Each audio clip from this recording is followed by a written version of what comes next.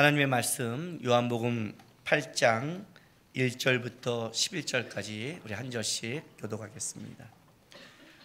예수는 감난산으로 가시니라.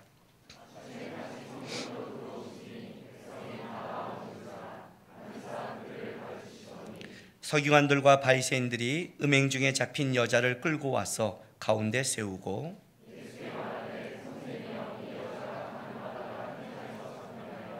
모세는 율법에 이러한 여자를 돌로 치라 명하였거니와 선생은 어떻게 말하겠나이까?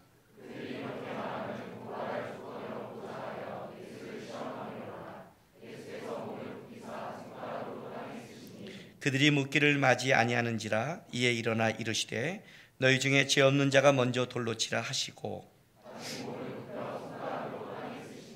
그들이 이 말씀을 듣고 양심의 가책을 느껴 어느로부터 시작하여 젊은이까지 하나씩 나가고 오직 예수와 그 가운데 섰는 여자만 남았더라.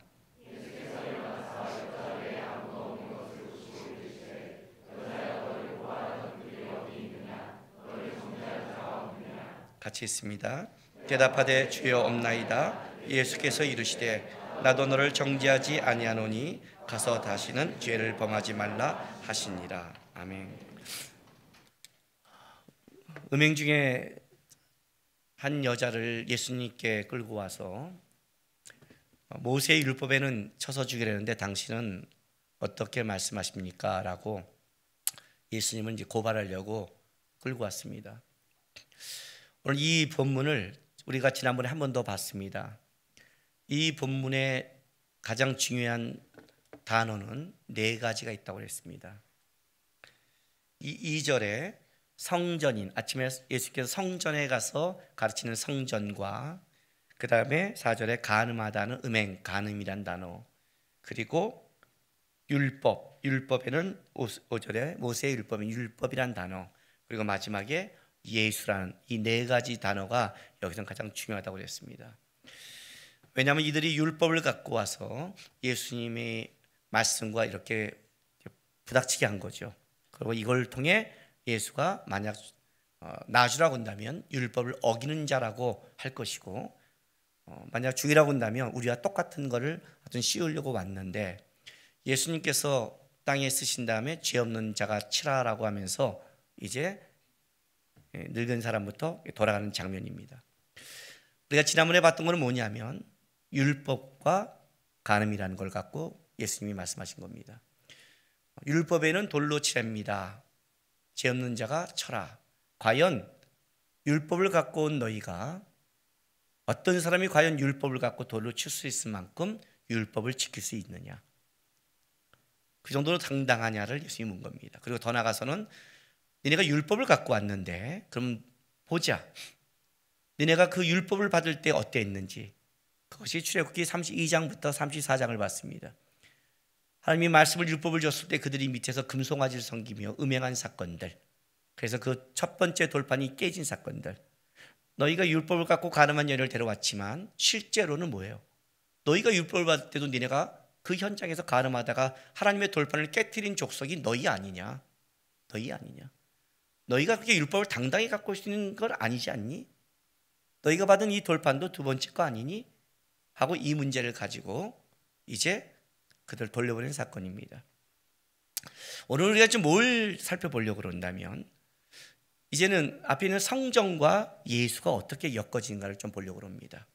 도대체 왜 예수님은 성전에서 갇혔으며, 이것이 성전에서 있는 그 어떤 문제고, 유대인들이 이 가늠한 여인을 데리고 온 것이 얼마나 어떤 면에서 완악한 건지를, 예수님이 어떤 문제를 지적한 건지를 우리가 좀 찾고자 합니다. 성경의 이 장절은 성경 저자가 성경을 쓸 때 나눈 게 아닙니다. 성경 저자는 쭉 쓴 거를 나중에 나누는데, 어쨌든 이 장과 절을 단락처럼 나눴죠, 그죠? 그런데 오늘 본문에 보면 이거는 참 단락을 잘 나눴습니다. 보세요. 8장 1절에 이렇게 시작하죠. 예수는 감난산으로 가시니라. 그런데 우리 성경에 보면 8장 1절과 바로 7장 53절을 하나로 묶어버렸죠. 그죠? 그러니까 8장 1절로 이 본문이 시작하면 안 된다는 겁니다. 이 본문을 이해하려면 7장과 이어져서 봐야 된다는 거예요. 왜? 7장에 뭐가 있는데? 초막절 사건이죠.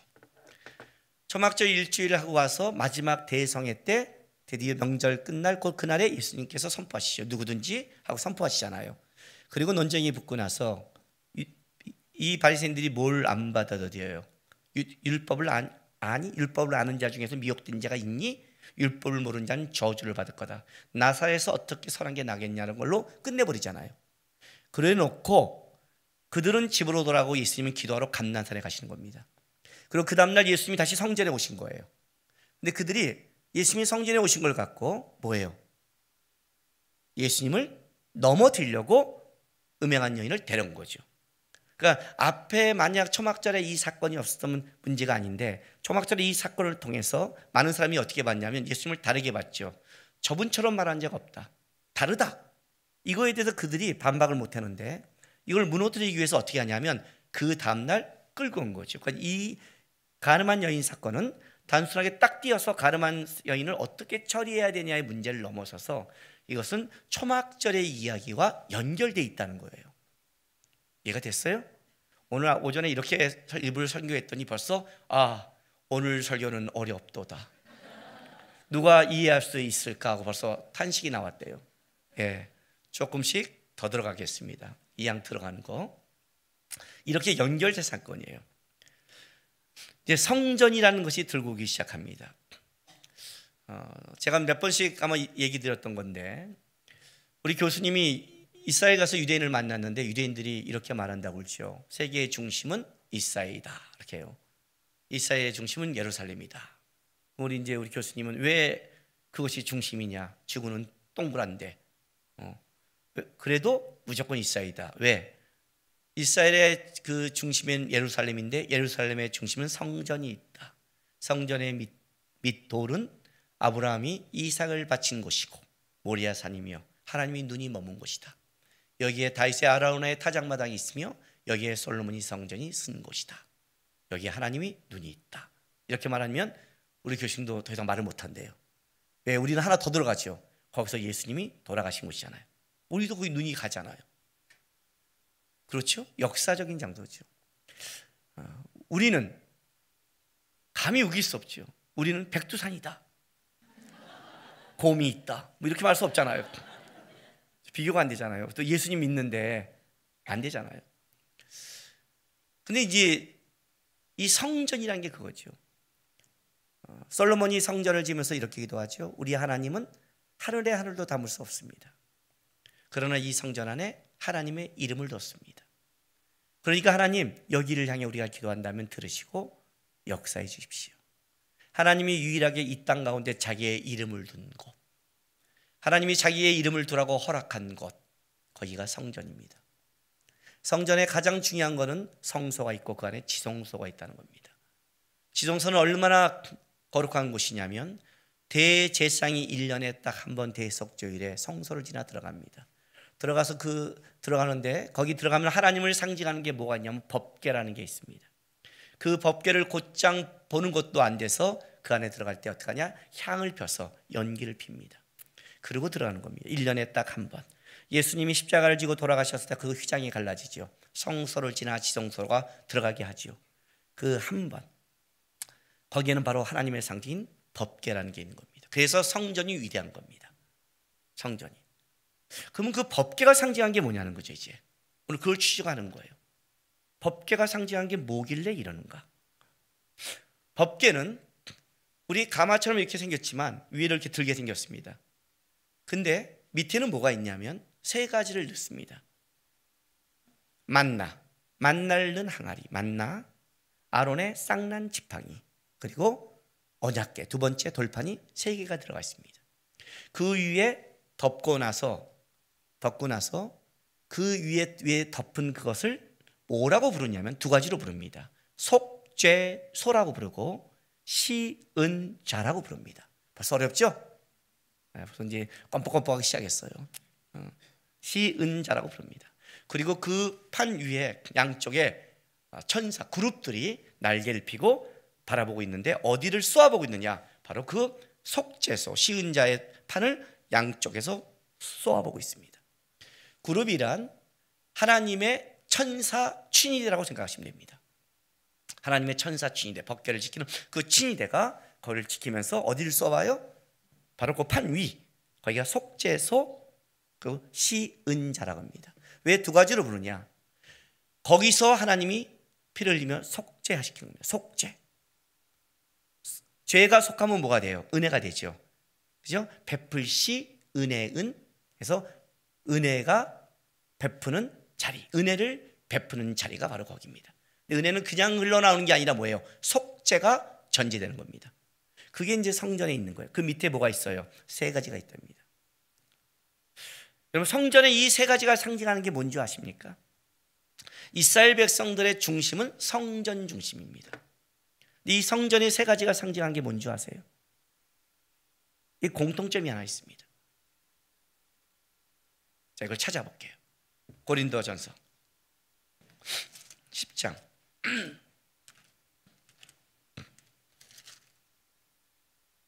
10장 1절에서 12절까지 보겠습니다. 고린도전서. 형제들아, 난 너희가 알지 못하기를 원치 아니하고 우리 조상들이 다 구름 아래에 있고 바다 가운데로 지나며 모세에게 속하여 다 구름과 바다에서 세례를 받고 다 같은 신령한 음식을 먹으며 만나죠. 다 같이 신령한 음료를 마셨으니 이는 그들을 따르는 신령한 반석으로부터 마셨음에 그 반석은 곧 그리스도시라. 자, 지금 애굽에서 이스라엘 백성을 끄집어냅니다. 그리고 홍해를 가르고 나오는데 이 홍해 가르고 나오는 사건을 뭘로 보는 거예요? 세례로 보는 겁니다. 세례받은 거죠. 세례받은 건 구원받은 자죠. 그죠? 구원받은 자가 나와서 이제 가나안 땅을 향해 가는데 이 광야의 여정을 뭘로 보는 거예요? 우리 이제 성도들의 삶으로 보는 거죠. 근데 그 과정 속에 뭐라고 말하냐면 그들이 신령한 음식을 먹었답니다. 뭘? 만나를. 그리고 신령한 음료를 마셨습니다. 뭘? 반석에서 물을 터뜨렸습니다. 그 반석은 누구라고요? 그리스도라. 그러니까 그들이 광야를 지나갈 때 그들은 구원받는 백성으로 하나님의 은혜를 맛본 겁니다. 그리스도께서 그들을 먹이시고 입혀준 겁니다. 얼마큼 그들을 40년 동안 입혔냐면 신명기 8장에 의하면, 자, 신명기 8장 한번 가보세요.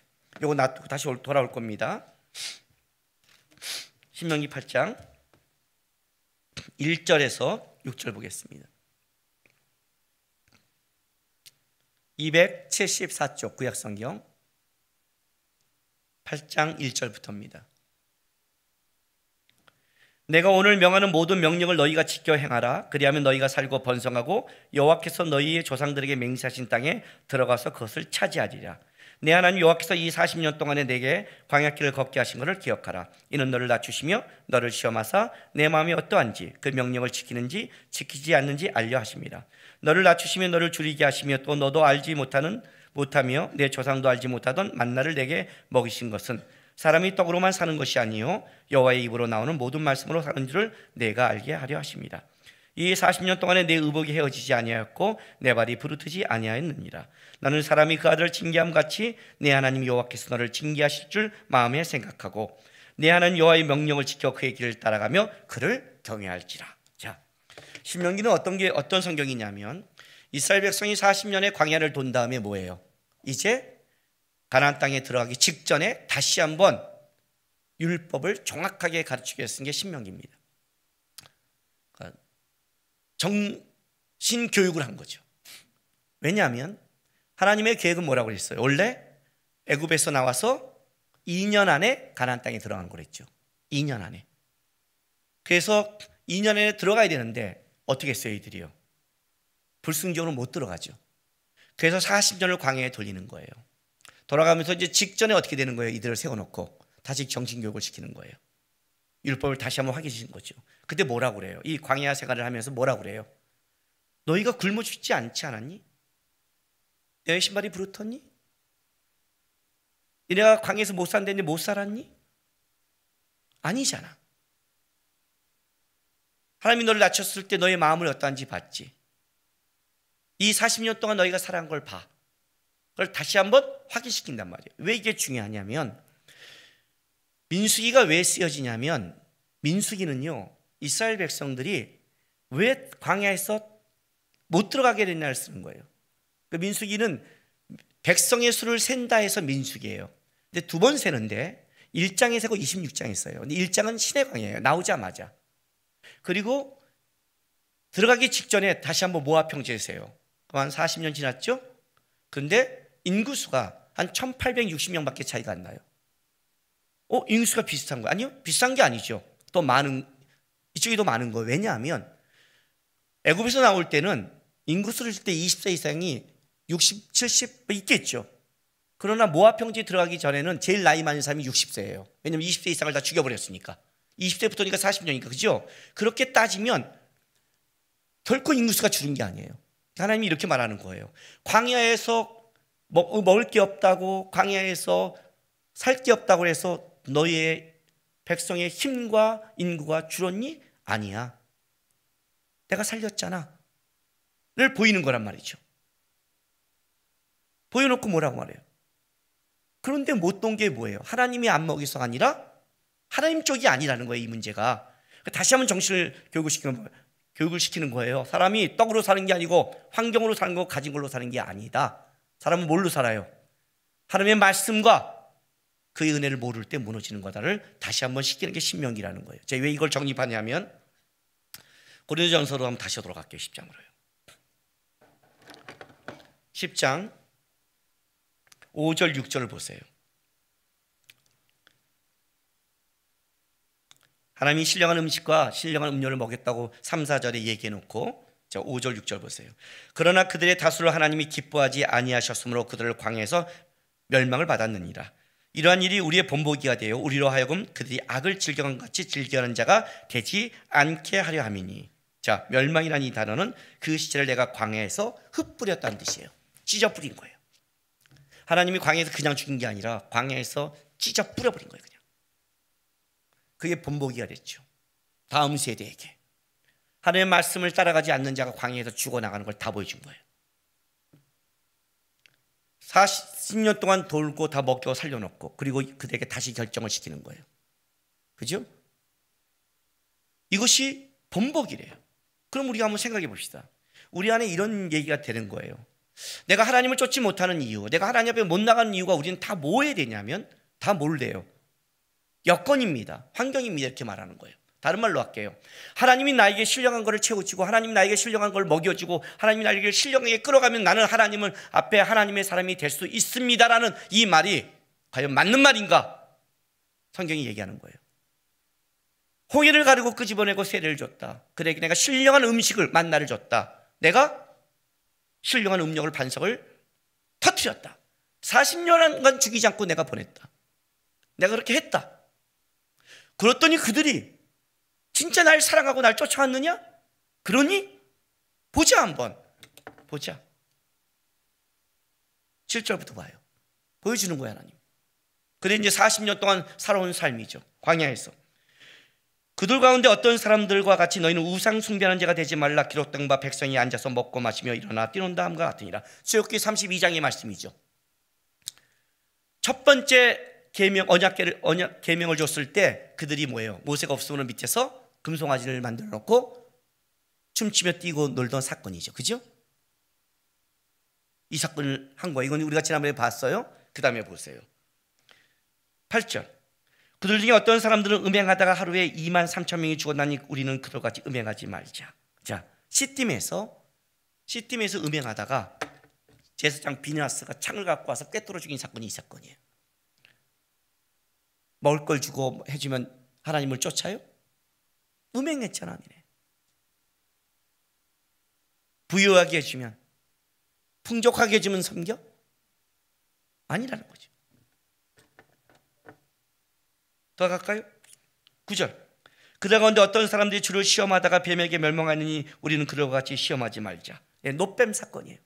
하나님의 원망하다가 하나님이 불뱀을 보내니까 불뱀이 물려 다 죽게 되니까 노뱀을 만서 들고 이렇게 말을 해요. 이 노뱀을 보는 자는 살리라. 자, 이러면 불뱀에 물린 자가 그러면 다 살아야 돼요? 그 중에 죽는 자가 생겨야 돼요? 뭔 말인지 모르죠? 지금 따라오는 것도 힘들어 죽겠는데 질문까지 하시네요, 저 지금. 자, 우리 모두 다 암에 걸렸어요. 근데 이렇게 말하는 거예요. 신약이 나왔습니다. 이 약을 먹으면 삽니다. 이건 사는 약입니다. 그럼 우리 모두 살 수 있을까요? 없을까요? 이 약을 먹으면 산다니까?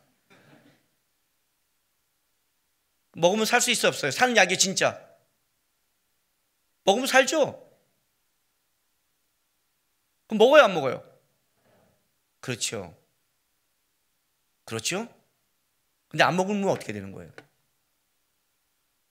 죽는 걸로 끝나요? 그 놈은 어떤 놈이에요? 살기 싫은 놈. 우리 모두가 여기서 지금 불뱀에 물렸어요. 이렇게 말하는 거예요. 여러분 십자가 보면 삽니다. 그러면 우리 모두가 살 수 있어요? 없어요? 있죠. 근데 죽는 애는 어떤 애예요? 다 살아야 정상이잖아요. 불뱀에 물렸지만 놋뱀을 만들고 이걸 쳐다보면 산다 그러면 그거 한번 쳐다보는 게 뭐게 어려워요? 그렇지 않아요? 근데 그걸 굳이 안 쳐다보고 죽는 놈은 어떤 놈이에요? 완악한 놈이죠. 뭐 어떤 놈이에요?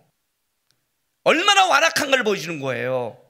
너희가 광야에서 죽어나간 게 얼마나 완악한가. 하나님 앞에 하나님을 원망하는 그 원망함 속에 불뱀을 물렸으면 뭐라고 말해요? 놋뱀을 만들고 봐라 산다. 그걸 안 보고 죽어가는 놈들이 너희야. 얼마나 내가 완악한 줄 알아? 그거 한 번을 쳐다보지도 않아.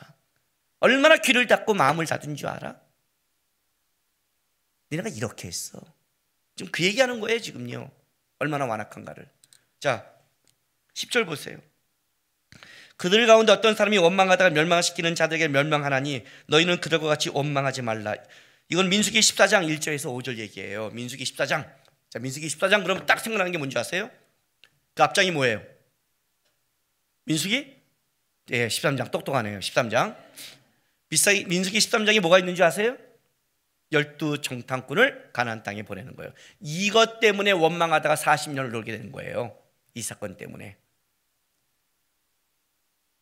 돌고 와서 뭐라고 그래요? 그들은 장대 같고 우린 메뚜기 같습니다. 난 하나님을 갈렙과 여호수아 말처럼 하나님이 기뻐하고 하나님이 우리와 함께 하시면 그들은 우리의 밥이란 말을 믿지 않는 거죠. 이거 원망이 38년을 돌았어요. 함부로 원망하지 마세요. 하나님 38년 돌아요. 지금 여기서 뭐라고 그래요? 다 여기서 뭐라고 그래요? 너희가 광야의 생활 속에 하나님이 신령한 음료를 주고 신령한 음식을 주고 하나님이 너를 끌어갔는데 그렇다고 해서 너희가 그러면 신령했느냐? 아니다. 너네가 뭘 했느냐? 계명을 줄 때는 밑에서 우상수에다 계명이 깨져버렸고 하나님 원망하고 음행하고 가데스바에서 집어넣으려고 그랬더니 지 안목으로 하나님께 불평하다가 니네가 돌지 않았냐? 돌지 않았냐? 신명기에 얘기하는 거예요. 그래서 40년 돌아봤더니 죽었느냐? 니네 인구수가 안 죽지 않느냐? 광야에서도 안 죽는데 어떻게 거기서 죽겠니? 사람이 니네 안목으로 떡으로 사는 게 아니야. 세상 걸로. 그 얘기를 가르친 거 아니에요. 11, 12절 보세요. 그들에게 일어난 이런 일이 본보기가 되어 또한 말씀을 만나 우리를 깨우치기 위하여 기록되었느니라. 그런즉 선질로 생각하는 자는 넘어질까 조심하라. 이들의 가장 큰 문제가 뭐예요? 선질로 생각하는 거예요. 예수님 앞에 와서 딱 율법을 대는 거죠. 지가 선질로 생각하는 거죠. 그죠? 이들이 왜 대들었을까요? 잘난 줄 알았죠. 광야 생활의 얘기를 그걸 하는 거예요. 초막절이라는 게 뭔지 아세요? 이스라엘 백성들이 나가서 초막절을 해요. 초막절에는 뭘 하냐면 초막절은 다른 말로 수장절이라고 그랬어요. 기억하세요? 같은 말이라고 그랬죠. 수장절의 의미는 뭐예요? 1년의 마지막을 다 열매를 거둬서 저장하기 때문에 풍성한 가장 즐거운 절기에 수장절, 풍성한 절기에 수장절이 있는데 그때 그를 저장해 놓고 즐기는 게 아니라 초막을 짓고 광야에 나간다고 그랬어요. 왜? 이 풍성함이 우리가 얻은 자격이 아니라 하나님의 은혜를 줬다.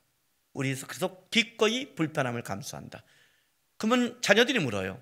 왜 우리는 풍성함을 놔두고 저기 가서 저렇게 이렇게 초막을 짓고 불편하게 살아야 되죠? 그때 뭘 가르치냐면 그때 어른들은 우리가 하나님의 이 풍요함을 얻게 이 땅까지 왔을 때 우리가 잘났고 우리가 충성하고 우리가 쫓아서 온 게 아니라 우리의 조상들은 하나님 앞에 광야에서 음행했고 원망했고 대들고 죽어나갔는데 하나님께서 사람이 떡으로 사는 게 아니라 하나님의 말씀으로 사는 걸 보여주고 약속을 지키기 위해 우리를 은혜로 끌고 와서 가나안 땅까지 집어넣었다를 설명하는 게 초막절이라는 거예요. 초막절을 그렇게 세고 왔다면 그들이 뭐예요? 우리는 율법을 지켰습니다라고 말할 수 없다는 거죠. 이거 정상적인 사고를 하는 사람이라면, 정상적인 사고를. 더더구나 어떤 일이 벌어지냐면 초막절 바로 5일 전에는 대속죄일이라는 게 있어요. 대속죄일은 뭐냐면 1년에 한 번 대제사장이 들어가서 지성소에서 법궤를 보는, 그러니까 그 안에 들어가는 거예요. 지성소에. 거기서 이스라엘의 모든 죄를 사하는 거예요. 그죠? 매년 사한다는 건 우리의 죄가 얼마나 독하다는 걸 얘기하는 거죠. 그 법궤를 봐요. 그럼 법궤는 뭐가 있느냐? 법궤 안에는 똑같이 이 초막절의 정신이 연결돼 있어요. 그 법궤에 들어가는 것도 바로 초막절의 정신이 있고 5일 있다가 초막절 세면서 또 한 번 세는 거예요. 그리고 얘네가 얼마나 완악한지 아시겠어요? 왜? 대제사장이 들어가요. 그럼 법궤 안에는 뭐가 있어요? 뭐가 있어요? 만나가 있죠. 만나는 뭐예요? 출애굽기 16장에 하나님, 주님 쫓아가고 싶은데 광야에서 먹을 게 없어 못 쫓아갑니다. 그래? 먹을 거 줄게. 매일 줄게. 안식일 날 2배 줄게. 남겨두지 말고 안식일 날 나가지 마. 내가 내 말씀을 지키라 볼 거야. 그랬더니 어떻게 됐어요? 나갔잖아요. 하나님 저 먹고 살기 돈이 없어. 그래, 매일 내가 먹고 살기 돈 채워줄게. 통장에 저금하지 마. 살 떨려요? 살 떨려요, 그죠? 안식일 전날 내가 2배 줄게. 나가지 마. 그러면 우리 이렇게 생각하죠? 장사를 하면 안식일 전날 2배 장사가 되리라고 생각하잖아요, 그죠? 여러분 이제 인생을 지나가 보세요. 안식일에 나간 사람과 안식일에 장사한 사람과 결국 보면 돈 버는 게 별 차이가 없어요. 하나님이 다 이렇게 쓱 섞어서 다 해줘요. 지가 그냥 나갈 뿐이에요. 다 섞어서 하나님이 알아서 해줘요. 지나고 보면 다 알아요. 제가 왜 요즘 집회 여유 있게 안 나가는데요? 열심히 나가나 열심히 안 나가나 내가 쓴 돈은 똑같다는 걸 내가 알았어요. 나갈 이유가 없어요. 열심히 번 돈이 내 돈이 아니에요. 남의 돈이었다는 걸 알기 시작했어요. 내가 왜 이렇게 고생을 해야 되나? 편히 가자. 하나님 믿고. 나중에 지나가면 알아요. 먹을 게 없었어. 아니라는 거죠. 아니야. 남겨두는 것 봐. 니네 아니잖아. 그죠? 불순종한 사건이에요. 언약궤는 우리가 얘기했어요. 첫 번째 계명을 받는데 그 밑에 금소장을 깨트려봤잖아요. 말씀을 받을 자격이 없다. 그것도 불순종이에요. 아론의 쌍난 지팡이는 뭐예요? 모세와 아론에게 권위에 도전했잖아요. 참 우리가 웃긴 게 뭔지 아세요? 하나님이 어떤 권위를 주고 은혜를 주면 얘가 그거를 멋있게 쓰는 게 아니라 다 갑질을 해요. 아론과 미디암도 모세한테 대들죠. 너만 하나님의 선지자냐 우리도 하다. 그래갖고 어떻게 돼요? 하나님께 문득병하면 걸리잖아요. 오직하면 하나님이 나타났을 거예요. 내 종 모세를. 오직하면. 그렇죠? 다른 자들도 마찬가지 그런 거예요. 대들기 시작했어요. 너 왜 아론만 그래? 우리는 뭐가 달라온 거예요? 왜 그들도 지팡이가 있는 거예요? 아론의 지팡이는 뭐 달라요? 금이에요? 조금 더 멋있어요? 100년 묵은 나무인가? 대들기 시작한 거예요. 하나님은 오직하면 하나님이 안 되니까 하나님 불러다가 지팡이 다 가져와 그랬어요. 지팡이 쫙 놔둬요. 그 다음 날 됐더니 어떻게 돼요? 아론의 지팡이만 싹이 나죠. 그죠? 아론의 권위가 인정받죠. 불순종이죠. 권위에 대한. 여러분 지난주에 우리가 부활절날 꽃꽂이 장식을 했는데 수요일날 그거를 없애는 거예요. 그래서 제가 뭘 했냐면 그거 너무 아깝다. 수요일까지 놔두고 좀 더 놔두면 안 돼? 그랬더니 아유 다 시들었어요. 그래요. 생화인데 다 시들었어요. 제가 알았잖아요. 생화가 아니었어요. 사화예요. 사화. 죽을 사자. 살아있는 게 아니에요. 뿌리가 잘리니까 살아있는 척한 꽃이었어요.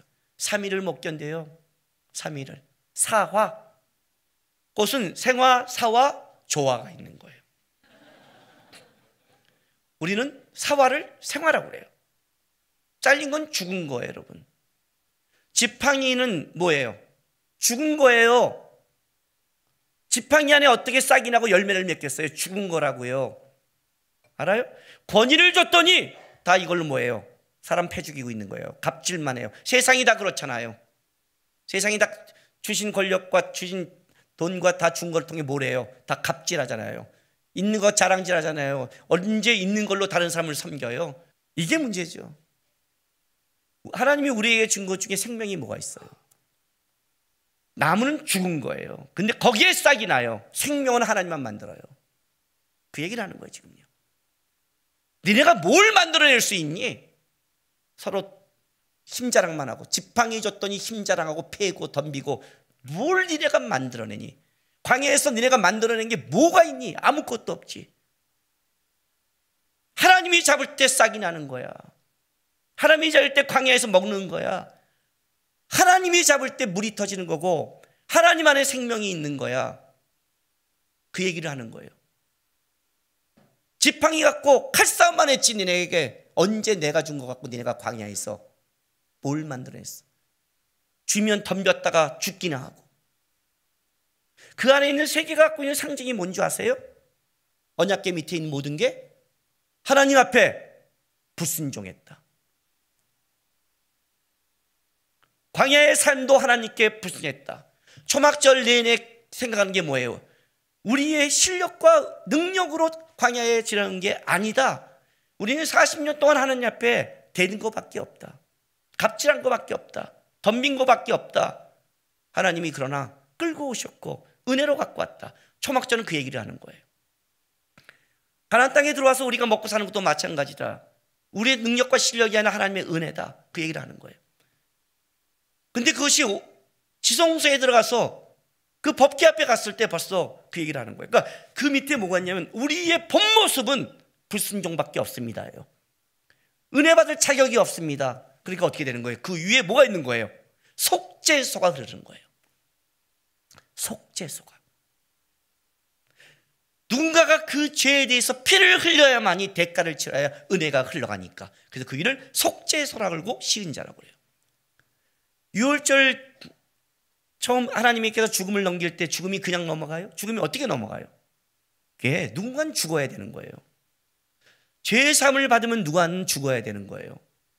그래서 유월절 어린 양을 어떻게 피를 발라요? 문설주와 문인방에 바르죠. 위에 이렇게 바르잖아요. 근데 왜 밑에 문턱을 왜 안 발라요? 유월절 어린 양은 문턱에서 잡는 거예요. 밑에서 잡는 거라고. 밑에 피바다가 이루는 거예요. 밑에는 보통 피바닥을 이루고 있어요. 그리고 다른 데를 피를 바르는 거예요. 다 피바다예요. 문이. 죽음이 왔는데 피가 죽은 게 도배되어 있는 거예요. 그러니 지나가는 거예요. 속죄가 있어야 은혜가 있다는 거예요. 그래서 매년 와서 거기서 뭐예요? 피를 흘리는 거예요. 그 속죄, 그 안에 중심에 있는 자들이 하나님에 대항하고 하나님의 권위에 도전하고 싸운 것밖에 없는 상징이 그 안에 있는 거거든요. 하나님의 말씀을 지킬 능력이 없어서 말씀은 깨져야 됐고, 그래서 이대로는 이들은 주님을 따라올 수 없는 자예요. 그래서 그 위에 뭘 한다고요? 속죄. 매년 속죄하잖아요. 대지상이. 그러면 은혜가 되잖아요. 이 한계적인 게 흘러가고 있는 거예요. 이 한계적인 게. 그러면 한번 생각해 보세요. 지금부터. 자, 여러분이라면 한번 생각해 보세요. 지금부터 달력을 확 바꿔버릴게요. 지금부터 달력이 다 바꿔졌어요. 새해예요. 새해 말씀카드를 뽑았어요. 말씀카드를 딱 뽑았더니 말씀카드 이렇게 생겨요. 사랑, 은혜, 은혜롭게 살아라 이렇게 봤어요. 은혜 안에서 강하라 이렇게. 그러면 여러분 뭐 묵상해요? 은혜 묵상하지 않아요? 안 해요? 하죠? 응? 내가 하나님 은혜 붙잡고 살아야지. 자, 며칠 갈까요? 말씀까지 뽑으면 그래도 10일은 가지 않을까요? 갔어요? 10일 후에 뭐가 있어요? 대속죄일이 있어요. 다른 말로 할게요. 10일 후에 갔더니 바로 예수님 십자가에 죽으신 날이에요. 날짜를 바꾼다면 말씀까지 먹고 10일 후에 신년에 새해 내가 올해는 한번 새롭게 살아보리라 하고 10일 지나서 바로 예수님이 돌아가신 날이 왔어요. 그럼 어떻게 돼요? 좀 더 마음을 찐하게 하겠죠. 그죠? 그래. 그리고 5일 지났어요. 그럼 뭐예요? 이제 여기는 초막절이에요. 우리 식으로 할게요. 특별 죄 회개 기간을 일주일 갖는 거예요. 초막절 내내 일주일이니까 그럼 일주일 내내 불편하게 사는 거예요. 기도원 가서 기도원에서 일주일 동안 사는 거예요. 회개하면서. 그래, 나는 죄인이야. 일주일 지났어요. 10년 지나고 10일 있다가 예수님 돌아가신 날 지나고, 그리고 5일 지나서 기도원 가서 일주일 동안 죄 회개 기간을 가졌어요. 자, 그 다음에 나왔어요. 그럼 그 사람은 이 심령 속에 어떤 마음을 갖고 내려올까요? 그래도 그때는 좀 신자답지 않겠어요? 생각을 안 해요? 그런데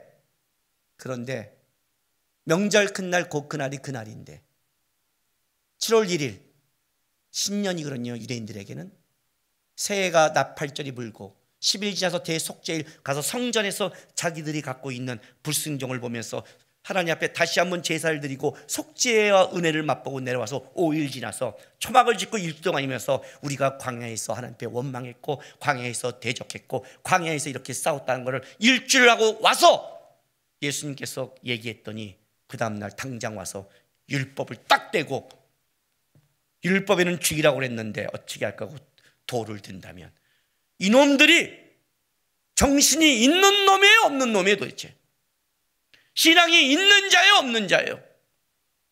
기가 막힌 거예요. 예수님이 기가 막힌 거예요. 생각이 없어 이렇게 없지요. 적어도 그 날을 지키면 조금이라도 신앙에 생각했다면 절대 도를 못 들어요. 절대 율법을 얘기 못 한다고요. 우리가 왜 고난주간에 전부 다 노글노글해져요? 고난주간에 다 자기 죄 한번 생각해 보니까 그때는 날카롭지 않잖아요. 근데 그 다음날 예수님께 와서 가늠한 여인을 끌고 와서 율법에는 그 율법대로 적용하면 어떻게 돼요? 너도 죽는 거거든요. 광야에서 니네가 율법을 지킨 적이 없거든요. 초막절이 뭐예요? 우리는 율법을 지킨 적이 없습니다. 그걸 지고 와서 감히 율법을 얘기해? 그럼 그건 초막절이 어떤 초막절이에요? 기가 막힌 거죠. 기가 막힌 거예요. 지금 그 얘기를 하는 거예요. 그래서 성전에서 갇히는 거예요. 어떻게 성전에 나온 놈들이 지네가 율법 앞에 의롭다고 말할 수 있니에요? 니네가 초막절을 지킨 놈이 어떻게 간음한 여인한테 얘는 간음했고 나는 안 했다고 말할 수 있니에요? 예? 이 여인은 간음을 했어요. 너는 다른 거 안 했어? 감히 율법을 갖고 와? 우리가 가장 조심할 게 뭐라고 그랬어요? 내가 윤리도덕으로 어떤 것을 내가 하지 않았을 때, 내가 그분에 당당할 때 조심하라. 조심하라. 그때 뭐예요? 우리는 범죄할 수 있다. 범죄할 수 있다. 우리도 도를 둘 수 있다. 근데 주님이 이렇게 말하는 거예요. 과연 죄에서 해방된 자가 누구냐는 거예요. 그 자만이 이 도를 들어라요. 그러니까 내려놓는 거예요. 초막절 얼마 안 지났기 때문에. 그래도 늙은 사람이 조금 더 죄가 많이 생각나니까. 그리고 예수님이 이렇게 말씀하세요. 요한복음 보세요. 10절. 예수께서 일어나사 여자 외에 아무도 없는 것을 보시고 이르되 여자여 너를 고발하던 그들이 어디 있느냐? 너를 정죄한 자가 없느냐? 대답하되 주여 없나이다. 예수께서 이르시되 나도 너를 정죄하지 아니하노니 가서 다시는 죄를 범하지 말라. 나도 너를 정죄하지 아니하노니. 이렇게 말할 수 있는 사람은 율법을 완성해야 되고 죄가 관영하지 않는 사람만 얘기할 수 있는 거예요. 이 사이에 예수가 있는 거예요. 그죠? 내가 죄를 졌는데 쟤한테 죄인이라고 말하면 안 되죠. 같이 감옥에 있는데 내가 그 죄를 안 졌대도 내가 살인죄를 다른 죄를 졌다면 나는 너보다 의롭다고 말하면 안 되죠. 어떤 사람도 그렇게 말 못하죠. 그러나 죄가 없는 사람이 말하죠. 난 널 정죄하지 않는데. 왜? 왜 안 해요? 내가 하나님의 어린 양이 돼서 속죄소를 하는 거예요. 내가 속죄를 만들어내는 거예요. 내가 유월절에 어린 양이 되는 거예요. 내가 정죄하지 않아요. 두 번째, 다시는 죄를 범하지 말래요. 우리가 죄를 범하지 않을 수 있대요. 어떻게 안 범해요? 시은자가 흘러가는 거예요. 은혜가. 이제 너는 은혜를 흘려보낼 것이다. 은혜가 있어야 된다. 나의 은혜 안에 살아라. 그러면 어떻게 돼요? 죄의 문제를 이길 수 있는 유리한 자다. 왜? 예수의 은혜가 흘러가니까. 율법으로는 안 돼요. 율법은 내가 하는 거예요. 내 힘으로는 도저히 신앙은 안 돼요. 근데 주님이 이렇게 말해요. 내가 왜 온 줄 알아? 죽이려고 온 게 아니야. 정죄하러 오지 않았어. 초막절이야. 40년 동안 그렇게 원망해도 그들을 끌고 가나안 땅에 들어온 게 나야. 사람이 떡으로 사는 게 아니라 하나님으로 사는 걸 보여준 게 나야. 성전 안에 그렇게 있는, 법궤 안에 있는 너희의 권위에 대한 불순종, 먹는 거의 문제, 우상 숭배의 수많은 그것이 네 안에 있다 할지라도 그걸 덮는 것은 예수의 보혈이야. 그리고 나의 은혜야. 거기서부터 회복이 있는 거야를 얘기하고 있는 거예요. 그게 다시를 죄를 범하지 말라고 예수님이 말할 수 있는 이유예요. 초막절의 완성이 예수가 되는 거예요. 이 가늠한 여인을 계속 끌고, 이건 초막절과 연결시켜야 되는 거예요. 도대체 초막절이 뭔가? 그렇게 끊임없이 광야에서 허튼짓하고 우상하고 그렇게 하나님 앞에 온전치 못한 자들을 하나님의 은혜와 사랑으로 끌고 와서 자녀를 자녀답게 만든 게, 그게 네가 초막절에 회복해야 될 것이다. 초막절에 바라볼 게 뭐냐? 하나님의 은혜다. 은혜가 있어야 된다. 신앙의 가장 중요한 게 뭔지 아세요? 하나님의 은혜를 아는 거예요. 예수의 은혜를 아는 거예요. 은혜를 하면 어떤 일이 벌어지는지 아세요? 다시는 죄를 짓고 싶지 않아요. 율법이 되면 서로 죄의 문제를 갖고 돌을 던지면서 서로를 죽이게 돼요. 은혜가 되면 다른 가치가 돼요. 은혜는 우리 안에서 나올 수 있는 힘이 아니에요. 은혜란 내가 너를 다시 정죄하지 않는다는 하나님의 위로와 약속 속에서 그의 힘을 붙잡는 자만이 할 수 있는 거예요. 그래서 예수를 붙잡는 거예요. 세상에 나가서 다시 죄를 범하지 마세요. 죄를 범하지 말란 건 이거예요. 윤리도덕으로 살라는 말이 아니에요. 은혜 없는 삶을 살지 마세요. 하나님의 은혜를 놓치면 여러분도 어느 순간 돌을 든 율법주의자가 돼요. 여러분이 하신 하나님의 은혜를 다 놓쳐버려요. 어떻게 지금까지 하나님이 여러분을 끌고 왔는지를 몰라요. 지가 만든 줄 알아요. 지가 잘난 줄 알아요. 사람들 죽이게 돼요. 아니라는 거예요. 내가 너를 정죄하지 않으러 왔다는 거예요. 그랬으면 벌써 죽어날 거다. 은혜를 주러 왔다. 내가 죽고 시은좌, 은혜를 너에게 흘려보내려고 왔다. 다시는 나가서 죄의 문제를 쫓지 말고 죄를 범하지 말고 하나님의 은혜를 붙잡고 은혜의 통로가 되는 삶을 살아라. 이게 오늘 가늠한 여인을 통해서 말하고 싶은 거예요. 어쩌면 우리가 가늠한 여인이에요. 율법을 대면 우리는 맞아 죽어야 돼요. 이 가늠한 여인은 이스라엘이에요. 그들은 항상 가늠했어요. 맞아 죽어야 되는 거예요. 모두가 돌을 던져 죽이라는 것을 누가 막아요? 예수가 막았어요. 예수가 돌을 맞고 뭐를 만들어요? 이 여인에게 회복과 은혜와 하나님을 아는 삶을 다시 허락하신 거예요. 그게 우리의 삶이에요. 돌아가서 하나님 주신 은혜와 축복을 기억하세요. 지금도 여러분을 위해 기도하시고 빌고 있는 하나님을, 예수 그리스도의 사랑을 생각하세요. 주님이 지금 뭘 덜 줘서 여러분이 신앙이 못 자란 게 아니라 여러분이 주님이 주신 은혜를 놓치고 은혜의 크기를 모르기 때문에 신앙은 무너지는 거예요. 오늘도 여러분의 회복을 위해 기도하시고 40년간 이스라엘 끌어가는 그 애쓴 하나님이 오늘도 여러분을 끌어가기 위해서 애쓰고 있다는 걸 기억하시면서, 주님, 죄를 쫓아가는 삶이 아니라 은혜 안에 거하며 은혜를 바라보며 은혜의 통로가 되며 은혜가 무언지를 보이는 하나님의 자녀로 살겠습니다 하는 여러분 되시기를 주님의 이름으로 바랍니다. 기도합시다.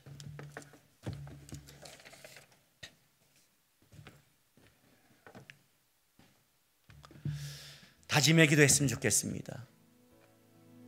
하나님, 주신 은혜를 볼 수 있는 눈을 주십시오. 받은 은혜를 기억할 수 있는 마음을 주십시오. 나의 실수와 실패를 덮고 끌어오는 하나님의 인도하심을 보게 도와주십시오. 그리고 그 마음을 가지고 살아가는 신앙 되게 도와주십시오. 예수를 믿으면서 나도 모르게 의를 자랑하고 하나님 주신 풍요가 내 것인 양 잊고 살아가는 신앙이 아니라 하나님을 붙잡는 은혜로운 신앙이 되기를 소망합니다라고 우리 시간 다 같이 주 앞에 다짐하며 기도하며 나가겠습니다. 기도하겠습니다. 거룩하신 우리 아버지 하나님 감사합니다. 오늘도 우리를